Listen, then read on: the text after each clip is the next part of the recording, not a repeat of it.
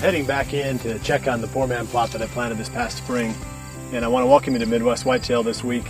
The theme of today's episode is going to be creative food plots. We got the poor man plot. We've got a food plot that Aaron rigged up in the middle of a cow pasture, and then we've got one that Luke put together in a field that wasn't planted this year, a normal ag field that was, because of wet conditions, they weren't able to get in and plant it. So we've got 3 different ways of creating food plots in places that might otherwise not have this type of an attraction. So it's a great way to improve the hunting on your property. Might be a little bit late for some of this, although there is still some opportunities for planting some food plots yet this season. But let's go back and take a look at this poor man plot. I'm excited to see it. I haven't been back here myself in quite a long time.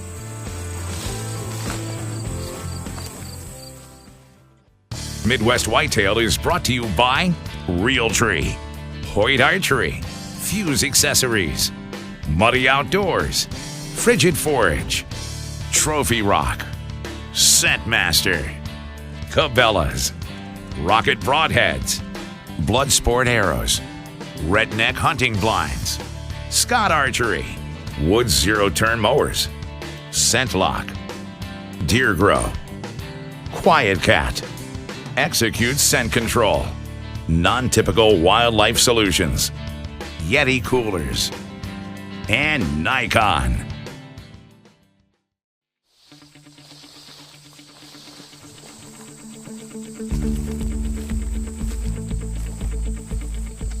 I hadn't been back in here in a couple of months, and it looks like it's really grown over with the ragweed in here right now. The clover is well established though. Taking a look into this plot, it'll be easy to clean this up with the mowing. Broadleaves, like the ragweed, they respond real well to mowing. When I say respond, I mean they disappear fast. Overall, I'm satisfied with it. The clover has really established itself well. And let's talk real quick about this whole theme of creative food plots. This is a spot that just a few months ago was a brushy knob. And there's a cornfield up there near the road where I parked. I suspect that'll be the primary feeding area for the deer that are bedded back in here. And this will be just a nice spot where we can stop them along the way, stage them up, and have a decent close range shot at them. My point in all of this is that you can do this pretty much anywhere. If we're able to find 1/8 of an acre here out of almost nothing, you should be able to do that too. Just a chainsaw and some herbicide, a little bit of fire. You know, we've documented these poor man plots and how we've created them over the past few years, so I'm not going to go too much into detail on that, but it doesn't take a whole lot. And we're seeing a really strong trend toward more and more people planting these little small poor man food plots in the areas that they hunt, whether it's areas that they've got leased, areas that they own, or really surprisingly a really high increase in the number of people who are planting these things in the areas where they only have permission to hunt. So keep that in mind. You can improve the quality of your hunting with a little bit of sweat and maybe just a couple of $100 and turn a spot like this into a killer plot. Now I'm going to throw out a couple of thoughts on where I might put my tree stands here. Anytime you've got a ridge top like this, you're looking for an advantage with the wind. And what I like to do whenever I can is set up where the wind is going to take my scent over a valley on the downwind side. And I've got that over here. I suspect the deer are going to be coming from this direction and that direction, so I'd like to set up on the side of the food plot that they're going to be exiting on. I think they're going to be leaving, going out this way. And there's an oak tree back behind me over my left shoulder here. So let's go take a look at that tree.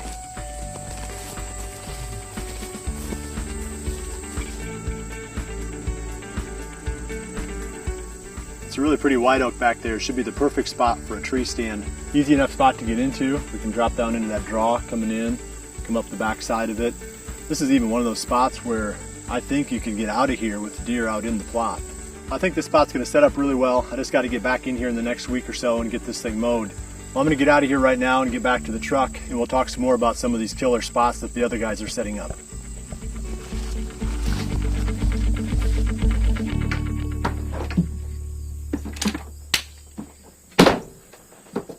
Well, it's still pretty hot out here, but it's starting to feel, at least in the evenings, like we're closing in on the hunting season. There are some seasons that are opening, and I know that Greg is going to be heading to Nebraska, I believe it's in the next few days, to get back to the home farm and do some hunting there. So with a little bit of luck and a lot of hard work by Greg. Maybe we'll have some hunting in the next episode for you. But now, let's talk real quick about some more of this creative food plotting. And finally, we're going to come back and wrap up this episode with one last look at the trail camera photos that we get from Jeremy's trail camera survey. The guys are out there right now pulling the cameras in. We'll take a look at those photos in a minute, but first let's jump to Aaron as he goes out and talks a little bit more about this spot that they're setting up in the cattle pasture.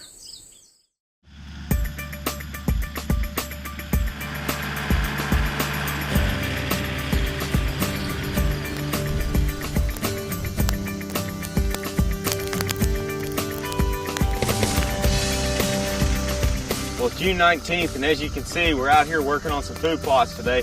We're actually in a spot that my buddy Kurt Mick and I plan to hunt this fall, and it's an area where we were getting pictures of a really big deer last year. We think he's still alive, so we came in here and strategically put in this food plot to hunt that particular deer this fall. And this is an area that's never been planted before. It's just been pasture ground, so there's been a number of things we've had to do to get the soil ready to plant. The first one being, we came in a couple weeks ago, we mowed it off with a brush hog, and then we sprayed it with Roundup, gave it 10, 12 days to die. And now we're in here, we're actually burning off this heavy thatch so we can get good soil contact with our disc and our tiller to prepare that seed bed. We've got a couple acres out here in front of us, so we're going to plant some soybeans in half of it, then the other half will be our monster magnet. So I'm hoping that with this wide variety of food out here over this big area, that we're going to have food for the deer come early fall, through the rut, and even into the late season when the food starts to get sparse. We're going to finish burning this off, then we're going to till it up, get the seed in the ground. We've got some rain on the way. Hopefully it'll come, and we can get a good start on our fall food plot.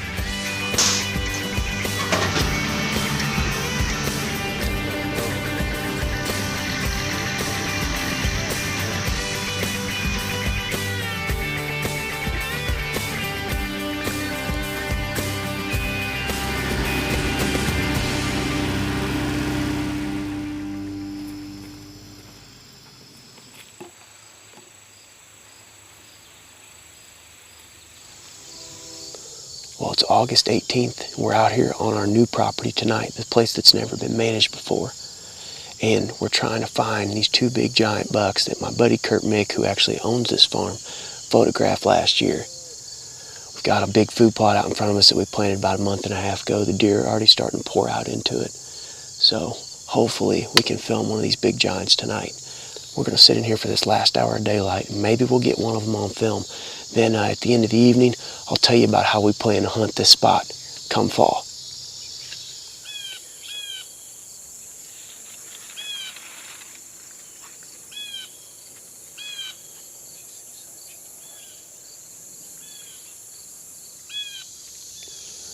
Well, that's going to about wrap it up for our evening. I think we ended up seeing a dozen or so deer out on this food plot tonight, including 4 bucks.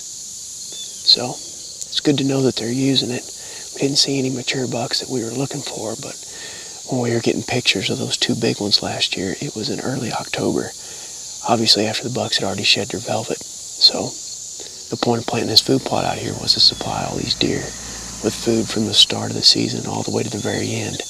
There's enough beans out there that hopefully they'll last into the late season. Right now it looks like the deer aren't really hitting the monster magnet, which is probably a good thing because that'll leave a portion of the plot that's not being browsed very heavy right now. But we put this plot in a specific spot on the farm because there's thick bedding cover to the north where we believe these bucks are living during the fall. And then there's another thick draw to the southwest. As you saw from the footage tonight, most of these deer came out of that little draw to the south of the plot. So what our goal is to get one of the redneck hay bale blinds in the southeast corner of this food plot and then wait for a northwest wind and use this corn to enter and exit that blind. We're going to run trail cameras on this thing for the next couple of months, and if at any point we get a mature buck that's using it during daylight, somebody, either Kurt, my buddy who owns this place, or one of us is going to be hunting this farm. The deer are loving this thing so far, so we'll keep updating you as we go through the season on what we're getting on the trail cameras, and hopefully we'll find one of these 2 mature bucks before the end of this fall.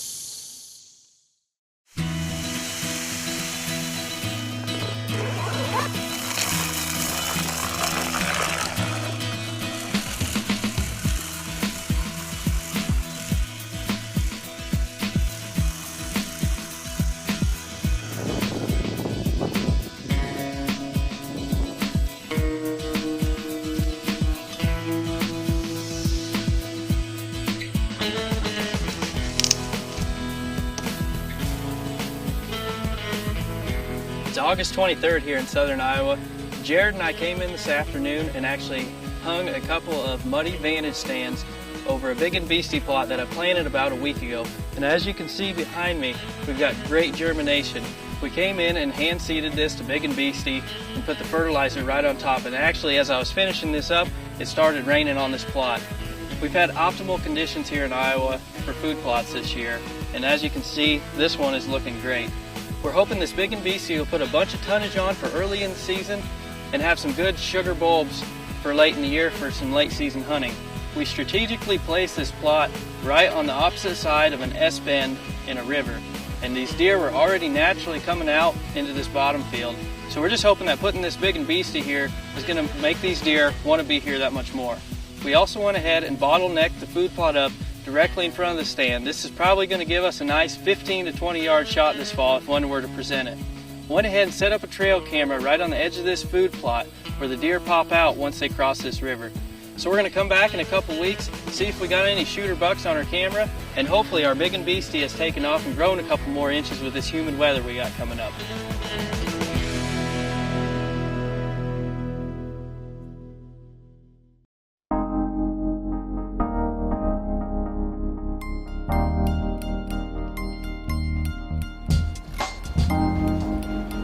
Got some more pictures of Lucky on this card pull. He's showing up in broad daylight at 10 in the morning, so that's a good sign. Also noticed a little bit more about his antlers. He's got a really cool fork on the right side on his G2, real heavy. He should be a great buck to go after this fall. I'm excited about hunting this deer. We didn't pull anything else new, but we didn't have our cameras necessarily in the spots that I'd be putting them if I was trying to get an inventory of the bucks on this farm. So there's still a lot we can learn here, and that will really start. The patterning process will really start in earnest when these bucks shed their velvet here in the next week or so. So I appreciate you joining me this week. We're going to continue to pattern Lucky and a few others that we find along the way. And hopefully Greg will be back next week with some action from Nebraska. We'll see you right back here again next week for the next episode of Midwest Whitetail. And remember to always dream big.